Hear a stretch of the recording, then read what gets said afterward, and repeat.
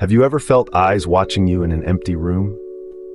Imagine a small, quaint antique shop nestled in the heart of a sleepy town. The air is thick with the scent of old wood and dust, treasures from a bygone era lining the shelves and inviting curious souls to explore their mysteries. Among these relics, a young collector with a fascination for the supernatural discovers a doll. Not just any doll, but one that seems to gaze back with unnervingly piercing glass eyes. This doll, with its faded dress and a delicate lace bonnet, appears as though it has been waiting for someone or something.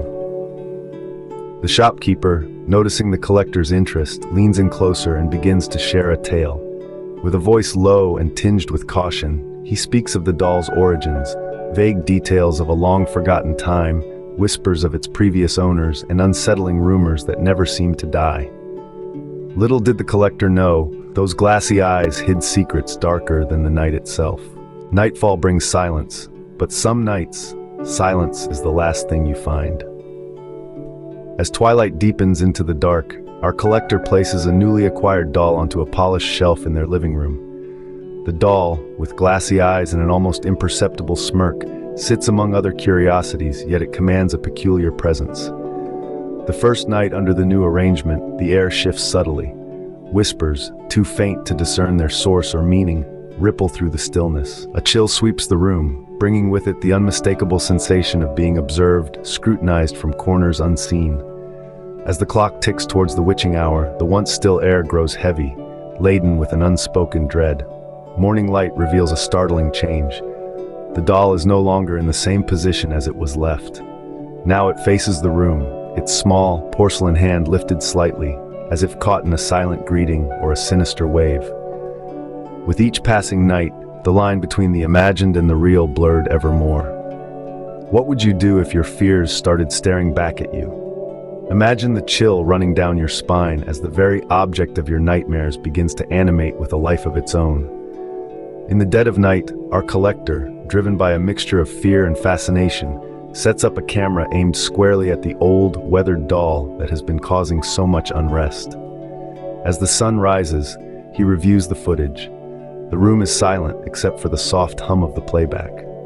On the screen, the doll sits inert at first. Then, almost imperceptibly, its head begins to turn, millimeter by millimeter, its glassy eyes eventually fixing themselves directly on the camera lens.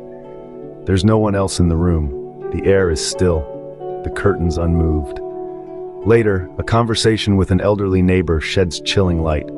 The doll is rumored to contain the spirit of its previous owner, who, it seems, is not yet ready to relinquish her silent vigil. The eyes that watch do not always wish to be seen. Some truths are too terrifying to unearth, aren't they? With these ominous words, our tale deepens as the collector, driven by a potent mix of fear and determination, decides it's time to confront the spirit haunting the doll. The atmosphere thickens with tension as he reaches out to a renowned medium. The stage is set for a seance that promises to peel back the layers of mystery shrouding the doll. As the candles flicker and the room drops to a bone-chilling cold, the medium enters a trance, becoming a voice for the entity within the doll. "Who are you?" the collector asks, his voice a mix of curiosity and dread.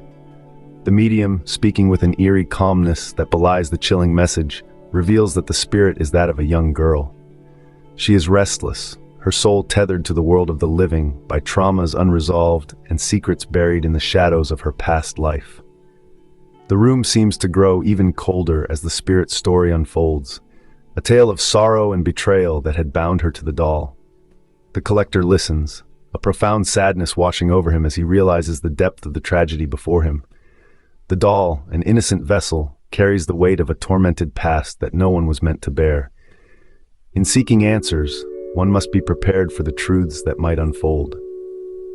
As the seance concludes, the collector is left to ponder the heavy revelations, knowing that some mysteries carry burdens too heavy for the living to bear alone. Every story has an end, but is every end truly a conclusion?